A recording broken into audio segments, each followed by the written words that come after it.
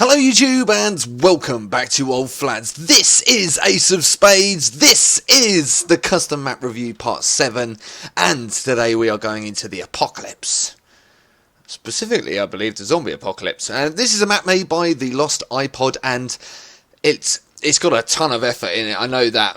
I'm gonna kickstart this thing by just saying, wow, at the amount of detailing that he's gone into in the buildings that he's used. He's also leveled the entire area to make it a very flat map. That doesn't take 2 minutes. Okay, so you got to appreciate what effort has gone into it. All these buildings are prefab, okay, but not all of these buildings look like this. I mean, all this paintwork, even on here, like the moss that's been put on here, the vines that you can see running up and down this building, they've all been added separately, and I really love that element of detail. This SOS sign is brilliant. I think it's amazing. It obviously didn't work because there seems to be a lot of blood there, but nonetheless, it was a valiant effort, attempt at rescue. So with regards to this map and the way it plays, let's jump straight into that. Although the detailing is great, and if we take a quick look at it, it's a reasonably sized map.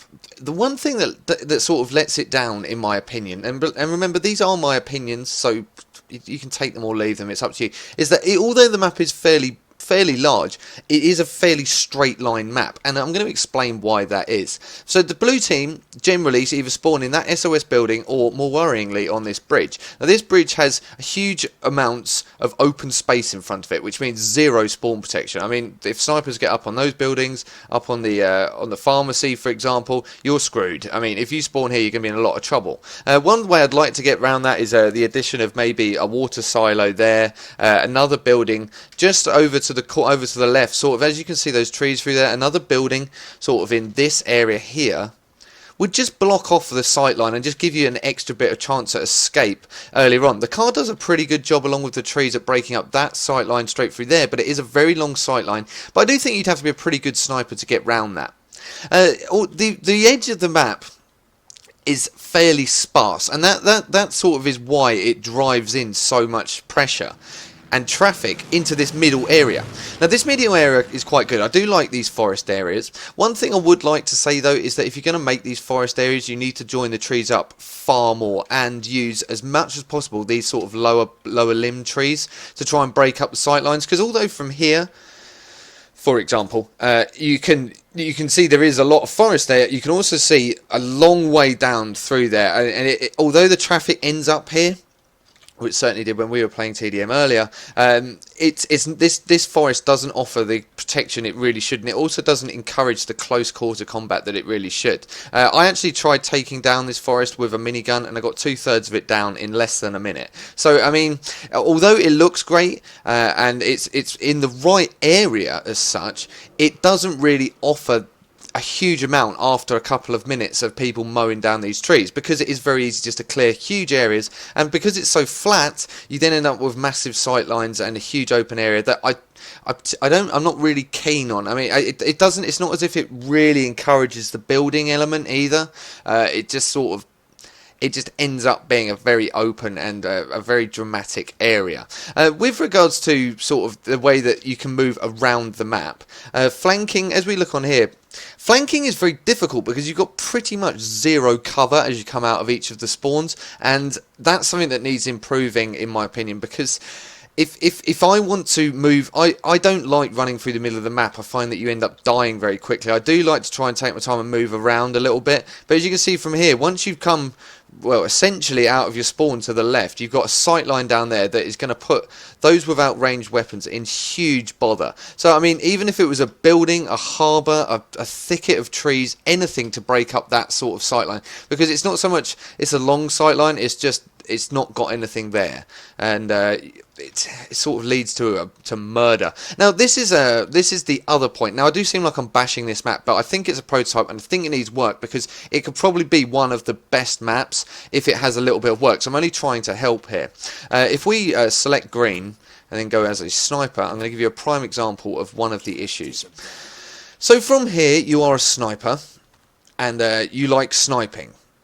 why would you then leave your spawn? Now, as spawn protection goes, this building does a very good job because it's very hard to firstly take it down and secondly to assail it. So if you do spawn up the top of here, you're in pretty good shape as with regards to survive. Now, I know that there is a base in that building there, and there is also a base in that building here. As a sniper, this is an ideal position. The only problem is it's in my spawn. So I really want to see people encouraged to leave their spawns and actually get moving about the map. As it happens, I wouldn't leave this point if I was on the greens and the bases were down there. I'd simply stay up here. And the worrying thing is that I can see behind these bases, which means trying to attack it from a blue standpoint is really difficult if you wanted to try and do it stealthily.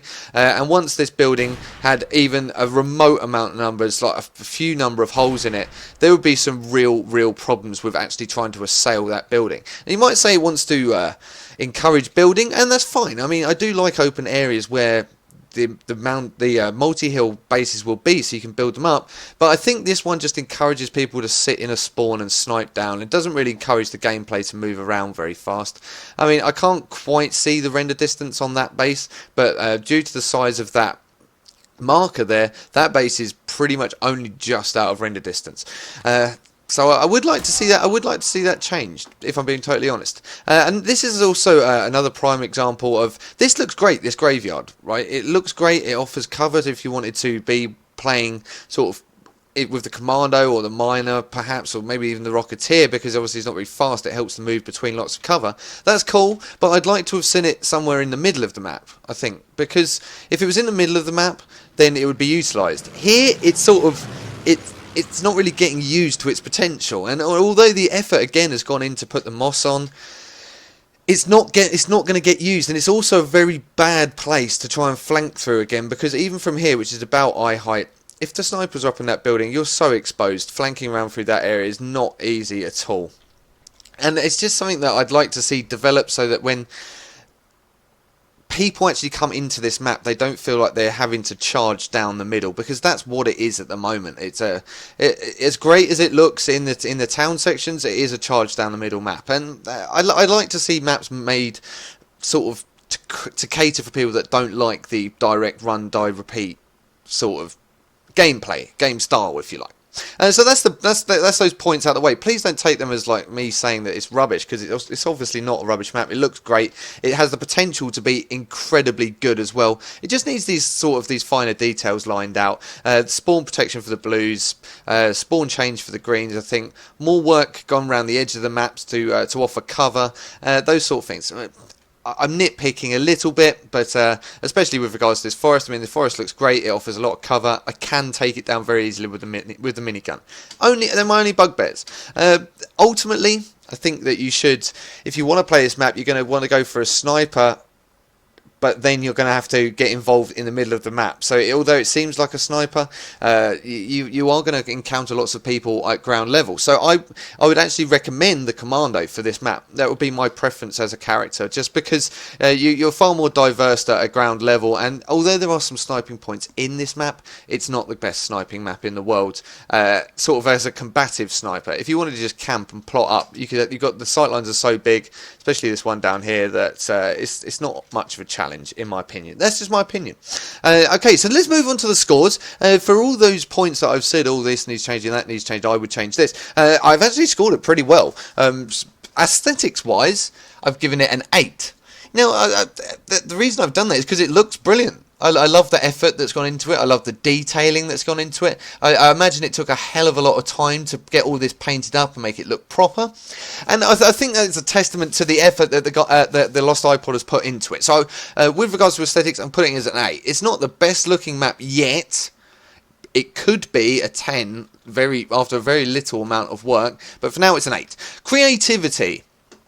So creativity, I do like the way that this map has been worked. I do like the way that it sort of offers long-range sniping and an element of close quarter battles in the sort of the town areas and through these forest areas. It needs work, and that's really only my only thing that's sort of stopping it from getting a 9. I'd have thought. So I've actually given it a 7 because I think the map is creative.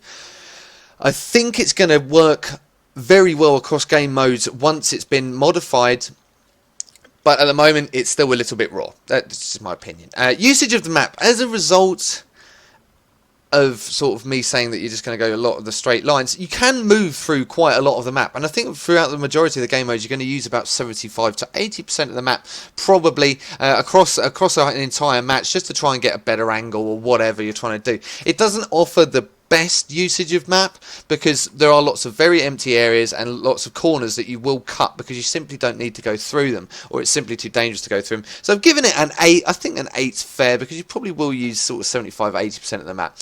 So yeah, an 8 for that. Now, game modes.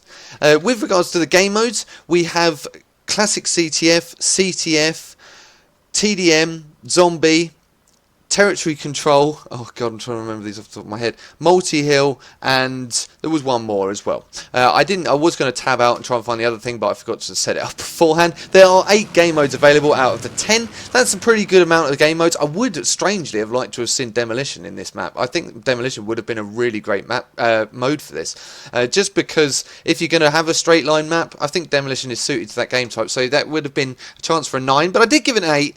I think the game modes that are on it are pretty good for it. It could have had demolition, but I mean, it's not a loss because it hasn't got it, so I think that's fine. Longevity prediction.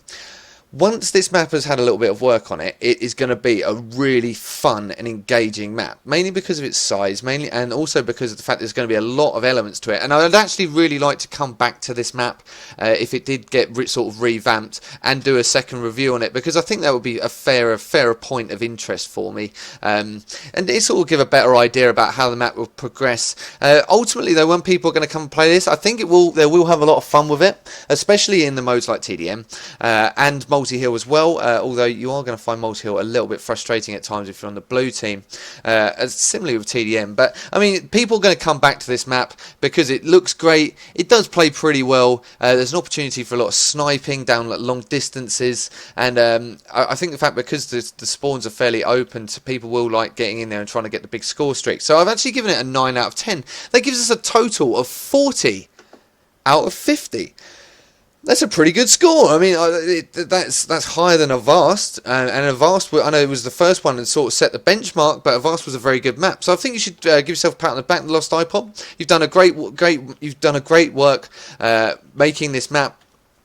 And I think with a little bit of effort, it'll probably get up towards the late 40s, maybe even a 50 if there's an extra bit of effort put into it. But all in all, this is a great map. I would also like to start up Challenge Flads again. So if you guys have a challenge for me in the actual game, then let me know, and you can win yourself a copy of Ace of Spades, which everyone likes free stuff, right? If I lose, you win a copy of Ace of Spades. If I win, then I just win. Then so you can't say further that it's a win-win situation for you guys. I mean, if you get your challenge pulled out, then great. If I lose, then you get something. If I don't, then you don't get anything. But nonetheless, anyway, thank you very much for watching. Thank you to the Lost iPod for making this great map. This was Apocalypse. I'll put the Steam link below.